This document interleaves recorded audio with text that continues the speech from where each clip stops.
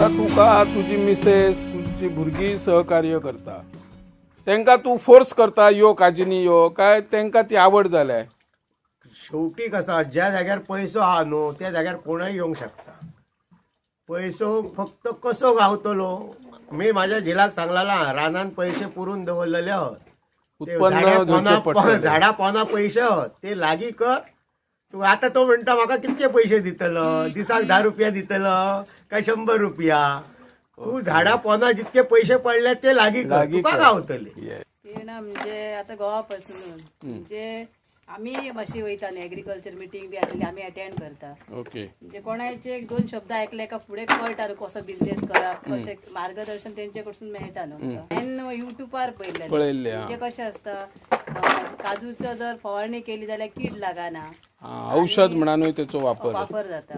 Okay आता हे काजू काडटा पळय हे काजू आता ही फेणी बिणी हुर्राक काडप आसता तुमका वास बी येना तसो ना ना म्हणजे लहानपणापासून ह्या तेतून सवय झाली। तुमच्या घराकडे बी असलो व्यवसाय आशिल्लो काजी आसा आशिल्ले अळसाणे आसा। ओके आता तुमका हे रानातले जनावरां बी त्रास करता या काजूंक बागायतींक तुमच्या ना त्रास अशें ना आम्ही कंटिन्यू हांगाच आसता कंटिन्यू। केन्ना लायले हे तू काजूचे झाड तुका कोणी सांगले हे झाड लावंक जाय म्हणून आता कितली झाले असतले त्या झाडाक कितली वर्सां 3 आता ते लागता तेका मुट्टे लागले आसा तुका कशें दिसता बरें दिसता आणि केन्ना तरी झाडां लायतलो तू आज आम्ही पारशा जे प्रगतशील शेतकरी श्रीराम साळगांवकर आणि तांची घरकान प्रमिला साळगांवकर हांची डोंगर महारानाचेर बऱ्यापैकी काजूची बागायत आसा आणि ह्या काजूच्या झाडांक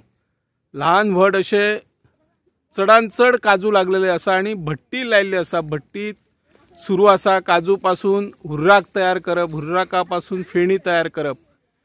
साळगांवकर जे कुटुंब आसा त्या कुटुंबांनी आपल्या पूर्वजांचो डोंगर माळरान राखून हांगर शेती व्यवसाय केल्लो आसा। हांव निवृत्ती शिरोडकर गोमंतक टीव्ही खातीर।